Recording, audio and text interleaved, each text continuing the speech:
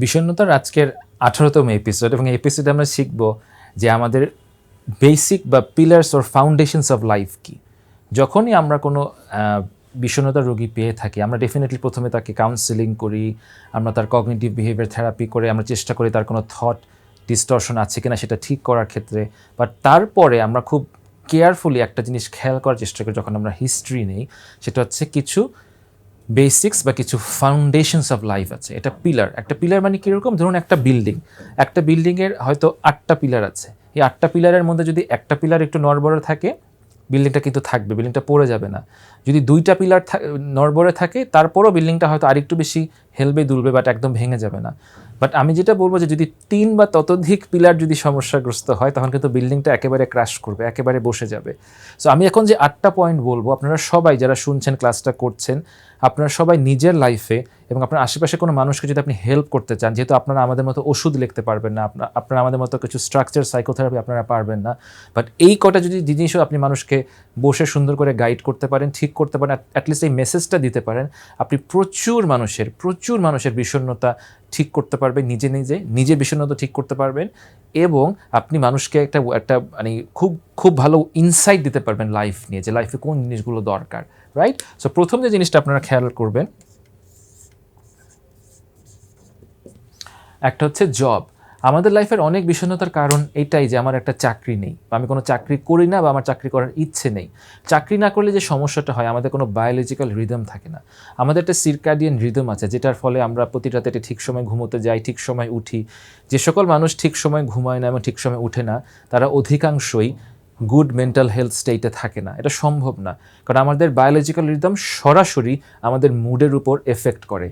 So job থাকলে যেটা হয়, আমরা একটা নির্দিষ্ট একটা গতিপথে থাকি, আমাদের লাইফের একটা স্ট্রাকচার থাকে, এবং যার লাইফের কোনো স্ট্রাকচার নেই, তার বিষণ্ণতা সারানোটা খুবই কঠিন।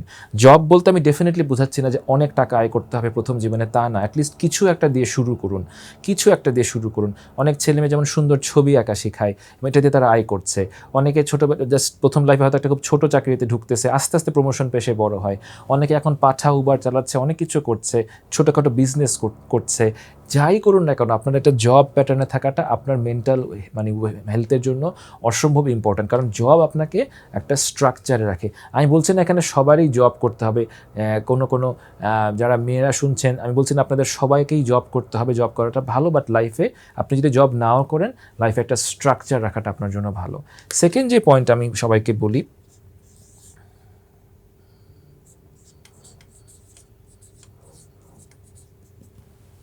লাইফে যেন একটা পারপাস থাকে। আমাদের লাইফে যদি পারপাস না থাকে, আমরা কখনো পজিটিভ ইমোশনস এক্সপিরিয়েন্স করি না। লাইক পজিটিভ ইমোশন কখনোই কিন্তু আপনি যা অর্জন করবেন সেটার কনসিকুয়েন্সে আসে না। আপনি একটা জিনিস পেয়ে গেলে আপনার কিন্তু হ্যাপিনেস আসে না, পজিটিভিটি আসে না, বরং এটা পাওয়ার প্রসেসে আপনি যে প্রতিদিনকার চেঞ্জগুলো হতে দেখেন, সেই চেঞ্জগুলো হওয়ার প্রসেসে আপনি কিন্তু পজিটিভিটি আপনি শো করেন। যখন একজন এমবিবিএস পড়ছে, এমবিবিএস পড়ার পুরোটা সময় তার হয়তো ভালো লাগে যে সে ডাক্তার হবে, সে নতুন কিছু শিখছে, জানছে, বাট ডাক্তার হয়ে যাওয়ার পরে, এমবিবিএসের পরে কিন্তু তার মধ্যে হঠাৎ করে একটা হতাশা আসে যে আমি এখন কী করবো, আমি কি এমডি করবো না এফসিপিএস করবো। পিএইচডি থিসিস যে শেষ করে, থিসিস শেষ করার পর তার চিন্তা হয় যে আমি এখন কী করবো। বাট পুরোটা প্রসেসে সে হয়তো খুব একটা আনন্দে ছিল, আমি নতুন কিছু শিখছি, ইনভেনশন করছি। সো আমাদের পজিটিভ ইমোশনের যে ব্রেইন সার্কিট, এটা কিন্তু একেবারেই স্পষ্ট। পজিটিভ ইমোশন তখনই আসে যখন আমরা একটা গোলের পিছে ছুটি, যেটা আমরা ভ্যালিউ করি, এবং সেই গোলের পিছে ছোটার ক্ষেত্রে যে সকল এভরিডে চেঞ্জেসগুলো আমরা অবজার্ভ করি, সেটা দেখার ফলে কিন্তু আমাদের পজিটিভ ইমোশন আসে, not because of the consequences of অ্যাটেইনিং something. একটা জিনিস অ্যাটেইন করার কনসিকুয়েন্সে কখনো আপনার পজিটিভিটি আসবে না। So this is why purpose is very important. পারপাসকে আমরা অনেকভাবে বলতে পারি। ধরুন আপনার মা হয়তো কোনো কারণে অসুস্থ, বাসায় এসে ফোন দিল যে বাবা আমি অসুস্থ, তুমি তো আমাকে দেখতে আসো। আপনি হয়তো শাহবাগে আছেন, আপনার মা হয়তো ধানমন্ডিতে আছে। আপনি কিন্তু শাহবাগ থেকে আপনি গাড়ি না থাকলে সিএনজি না থাকলে একদম দৌড়ে চলে যাবেন। আপনি কিন্তু চিন্তা করবেন না ওই দিন যে এত জাম কেন রাস্তায়, উবার মামাটা এত খারাপ ব্যবহার করতেছে কেন, অমুক ভাই আমাকে এই কথা বলছে কেন, যেগুলো আমরা প্রতিনিয়ত অনেক কিছু ভাবি। কেন ভাববেন না? কারণ আপনার জীবনে একটা পারপাস ঠিক, আপনার এই মুহূর্তের একটা পারপাস ঠিক করা। আপনার পারপাসটা কি? আমার মার অসুস্থ, আমার মার কাছে আমার যেতে হবে। That's it. সো এই যে এইভাবে আমরা চিন্তা করছি, যখন আমরা এভাবে চিন্তা করি আমরা কিন্তু অ্যামেজিং অ্যামাউন্ট অফ স্ট্রেস নিতে পারি, আমরা অনেক সমালোচনা নিতে পারি, অনেক কটু কথা শুনতে পারি, আমাদের লাইফের ছোটোখাটো আপস অ্যান্ড ডাউনস আমাদেরকে বদার করে না, আমাদের এত বেশি মুড সুইং হয় না। কেন? কারণ আমাদের একটা পারপাস আছে। পারপাস অনেকের অনেক রকম হতে পারে। কেউ জাস্ট চিন্তা করতে পারেন আমি হয়তো একটা একদিন আমি আমি আমি এত বড় হব যে আমি 200-300 এতিমকে নিজে পালবো। আপনি চিন্তা করতে পারেন যে প্রতিদিন পৃথিবীতে 20,000 মানুষ না খেয়ে মারা যায়। বাংলাদেশে ডেইলি স্টার রিপোর্ট করেছিল যে প্রতি রাতে 2 কোটি মানুষ, 2 কোটি শিশু কিন্তু না খেয়ে তারা ঘুমোতে যায়। আমরা অ্যাটলিস্ট 100, 200, 300 শিশুকে কিন্তু হেল্প করতে পারি। আমরা সেক্স ওয়ার্কারদের রাইট নিয়ে কাজ করতে পারি, আমরা ফিমেল রাইট নিয়ে কাজ করতে পারি, আমরা অ্যানিমাল রাইট নিয়ে কাজ করতে পারি, আমরা ক্লাইমেট চেঞ্জ নিয়ে কাজ করতে পারি, আমরা যারা ধর্মে বিশ্বাস করি আমরা স্বর্গে যাওয়ার চিন্তা করতে পারি, জান্নাত পাওয়ার চিন্তা করতে পারি। জান্নাতে যেতে হলে কী করতে হবে? আমার মন থেকে রাগ, হিংসা, লোভ দূর করতে হবে, মানুষকে ক্ষমা করা শিখতে হবে, বেসিক কিছু রিচুয়ালস পালন করতে হবে। সেটা আমার জীবনের একটা লক্ষ্য হতে পারে। যে ফিলসফিতে বিলিভ করেন না কেন সেই অনুযায়ী একটা পারপাস সেট করা আপনাকে অসম্ভব রকম ফোকাসড রাখবে এবং এটা লাইফের একটা ফান্ডামেন্টাল পিলার। যাদের বয়স 15 থেকে 25 আমরা অনেককেই পাই, জাস্ট তারা জানে না তারা কেন বেঁচে আছে, তারা জানে না তারা কেন পড়াশোনা করে, তারা জানে না তারা জীবনে যদি কখনো সচ্ছল হয়, ভালো জায়গা থেকে পড়াশোনা শেষ করে তারা আসলে কি করবে। They are like very confused with their existence. আমি কেন বেঁচে আছি, আমি কি করব, আমি এত পড়াশোনা করে কি করব? এই প্রশ্নটার আনসার আমাদেরকে নিজেদের ফিলোসফি অনুযায়ী ঠিক করতে হবে। তখন আপনি প্রচুর পজিটিভ ইমোশন আপনি লাইফে নিয়ে আসতে পারবেন। থার্ড যে ব্যাপারটা আমরা মাথায় রাখবো, যেটা আমি আবার বলছি ফান্ডামেন্টালস অফ লাইফের মধ্যে, সেটা হচ্ছে ফ্রেন্ডস। বন্ধু জীবনের খুব ইম্পর্টেন্ট একটা কম্পোনেন্ট, স্পেশালি আমাদের মতো যারা 30 ক্রস করেছে বা 40 ক্রস করেছে তাদের জন্য friends it's a very important thing. আমরা অনেকে আমাদের স্কুল ফ্রেন্ডদের মিস করি, কলেজ ফ্রেন্ডদের মিস করি, ইউনিভার্সিটি ফ্রেন্ডদের মিস করি, এবং তাদের সাথে আড্ডা দেওয়া, তাদের সাথে একসাথে বসে গল্প করা, যে কোনো কিছু, এটা খুবই জরুরি। আমরা একসাথে ট্রাভেল করতে পারি, বাট বন্ধুদের জন্য সময় রাখাটা ইম্পর্টেন্ট। এটা বহু ছেলে মেয়ে দুজনের জন্য ইম্পর্টেন্ট। আপনি একজন হাজব্যান্ড হলে আপনার ওয়াইফকেও বলবেন যে তুমি তোমার স্কুল ফ্রেন্ডদের সাথে একটু কোথাও একসাথে গেট টুগেদার করো বা একটা পার্টি করো, বা তুমি ওদেরকে জাস্ট আমাদের বাসায় ডাকো। তাদের জন্য একটা আলাদা রুটিন থাকে, এবং এখানে আপনার স্বাধীনতা তো একটা খুব ইম্পর্টেন্ট। লাইক একটা ছেলে তার ফ্রেন্ডের সাথে কিছুক্ষণ আলাদা সময় কাটাবে, একটা ওয়াইফও তার ফ্রেন্ডের সাথে আলাদা সময় কাটাবে। আপনি যদি ইন্ট্রোভার্ট হন, আপনার অনেক ফ্রেন্ড দরকার নেই। আপনার হয়তো পুরো জীবনে 1জন বা 2জন ফ্রেন্ড আছে, উইচ ইজ গুড এনাফ। কোনো দরকার নাই আপনার 10, 20, 30, 40টা ফ্রেন্ড, অ্যাবসলিউটলি দরকার নেই। আপনার খুব কাছের ফ্রেন্ড 1জন বা 2জন থাকলেই হয়েছে। But the important thing is regular বেসিসে তার সাথে যোগাযোগ রাখা এবং তার সাথে একটা কমিউনিকেশনে থাকা, বা তার বাসায় যাওয়া, সে আপনার বাসায় আসলে একসাথে কোথাও ঘুরতে যাওয়াটা খুবই ইম্পর্টেন্ট। ফ্রেন্ড কিন্তু লাইফের ফাউন্ডেশনের একটা পার্ট। ফোর্থ হচ্ছে ইন্টিমেট রিলেশনশিপস। লাইক আপনার হাজব্যান্ড বা আপনার ওয়াইফের সাথে রিলেশনশিপটা খুবই জরুরি, এবং ইন্টিমেট রিলেশনশিপটাও জরুরি। অ্যাটলিস্ট আমার এই জিনিসটার লাইফে ইম্পর্টেন্স দেওয়াটা ইম্পর্টেন্ট।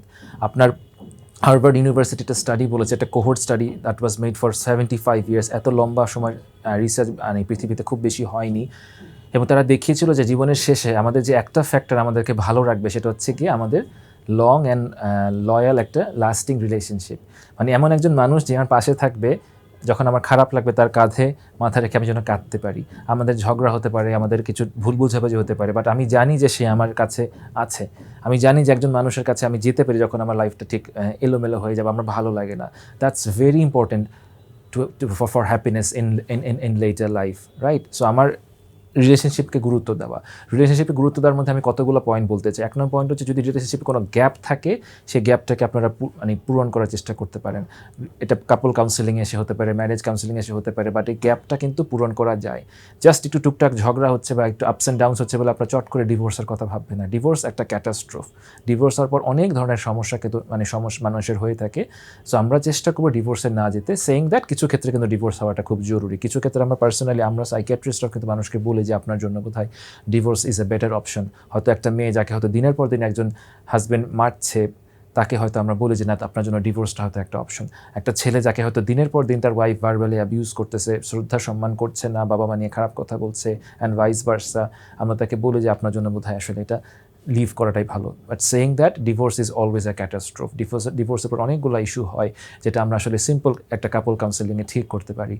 রিলেশনশিপকে গুরুত্ব দেওয়াটা অসম্ভব জরুরি। এটা না যে আমরা একা বাঁচতে পারবো না, বাট আমরা যদি লাইফে সাইকোলজিক্যালি থ্রাইভ করতে চাই আমাদের আসলে একটা পার্টনার থাকা ভালো, এবং সকল সায়েন্টিফিক এভিডেন্স কিন্তু এটার পক্ষেই কথা বলে।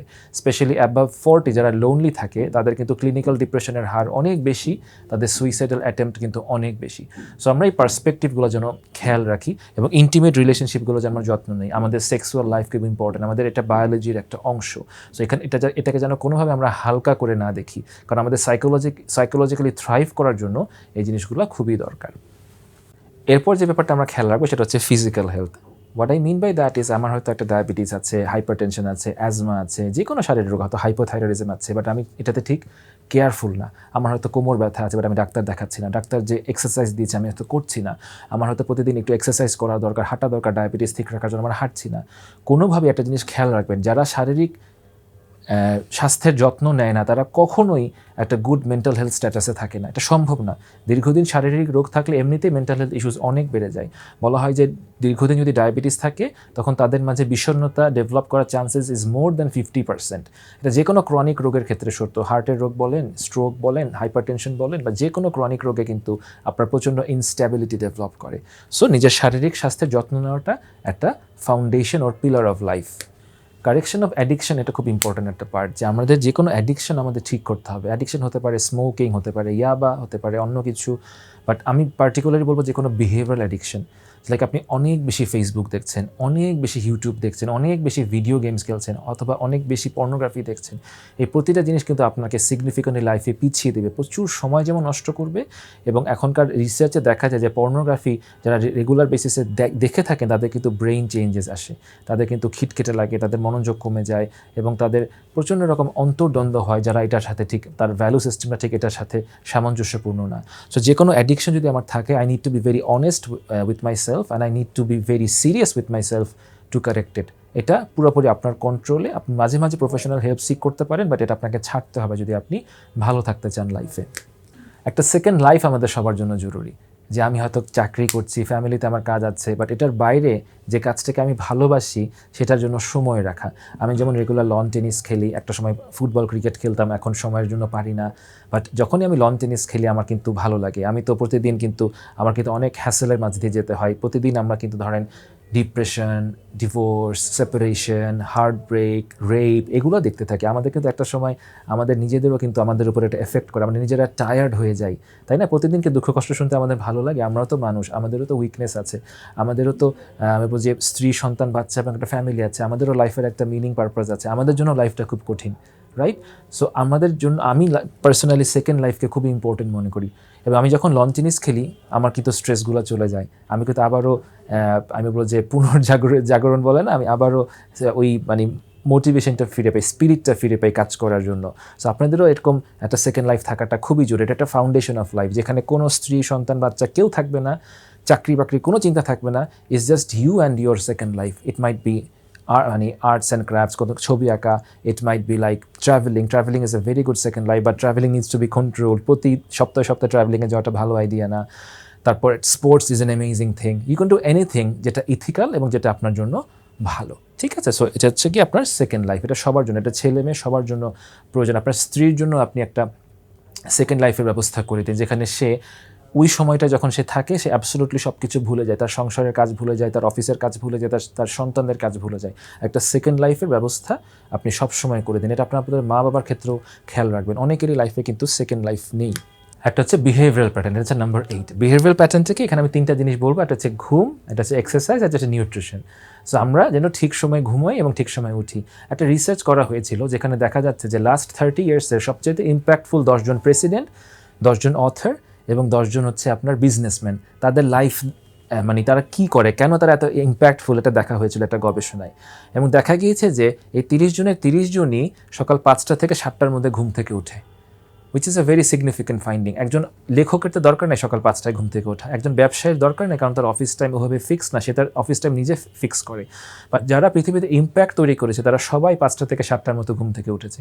তারা কেউ বলে না যে রাত 2টার সময় আমার ক্রিয়েটিভিটি বাড়ে, 3টার সময় আমার ক্রিয়েটিভিটি বাড়ে, না। যারা এই ধরনের কথা বলে তারা খুব একটা অ্যাভারেজ লাইফ লিড করবে, অথবা তারা আরও অনেক হয়তো পটেনশিয়ালে পৌঁছাতে পারতো বা তারা পৌঁছাতে পারছে না, কারণ আপনার বায়োলজিক্যাল রিদমের বাইরে গেলে আপনি কখনোই মানুষ হিসেবে থ্রাইভ করবেন না, সাইকোলজিক্যালি থ্রাইভ করবেন না, আপনি সবসময় একটু আমি বলবো পিছিয়ে থাকবেন। সো স্লিপ, এক্সারসাইজ, নিউট্রিশন খুবই ইম্পর্টেন্ট। আমরা অনেক মানুষের জাস্ট সিম্পল অ্যাংজাইটি ঠিক করে তাকে বলে যে আপনি আপনার নিউট্রিশন প্ল্যানিংটা বদলান। সিম্পলি আপনি সকালে নাস্তা করতেছেন না, সকালে নাস্তা করেন, আপনি কফির পরিমাণটা কমিয়ে দেন, রাইট, ক্যাফিন কমিয়ে দেন। খুব ছোট ছোট জিনিস কিন্তু ঠিক করে কিন্তু আমাদের লাইফে অনেক অ্যাংজাইটি, ডিপ্রেশন কমিয়ে রাখতে পারি। আর এক্সারসাইজ প্রত্যেক দিন চেষ্টা করবেন অ্যাটলিস্ট, এটা সবার জন্য বলছি, প্লিজ প্লিজ প্লিজ প্রত্যেক দিন আপনারা অবশ্যই অ্যাটলিস্ট 20 থেকে 30 মিনিটস এক্সারসাইজ করেন।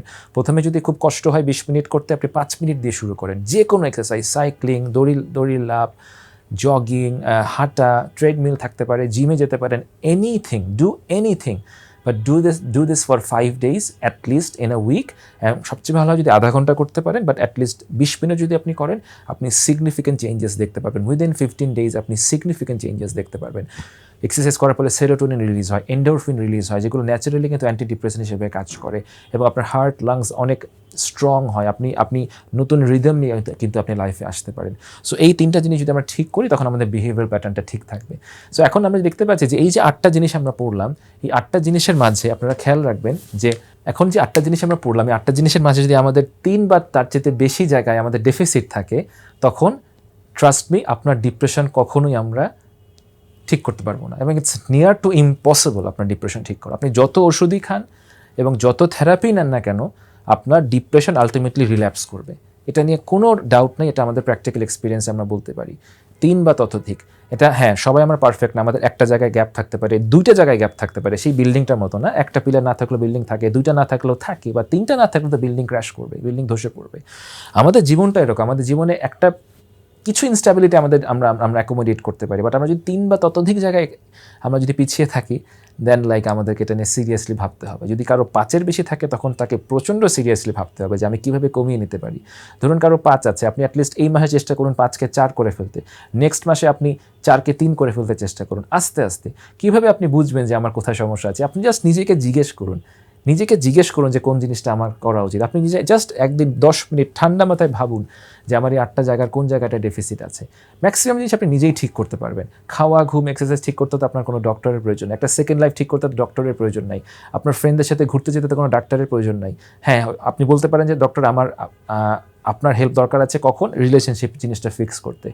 আমার হেল্প দরকার আছে, হয়তো আপনি জব পাচ্ছেন, আমরা হয়তো কিছু মিনিংফুল ওয়েতে আপনাকে দেখিয়ে দিতে পারি, আপনি এই কাজগুলো করলে আপনি জব পাওয়ার চান্সেস বাড়বে। আমরা হয়তো আপনার লাইফের পারপাস, আপনার পার্সোনালিটি অনুযায়ী একটা জিনিস ঠিক করে দিতে পারি, দুজন একসাথে বসে একটা মিউচুয়াল গোল সেটিংয়ের মাধ্যমে। দিজ আর দ্য এরিয়া যেটা আমরা অবশ্যই আপনাকে হেল্প করতে পারবো।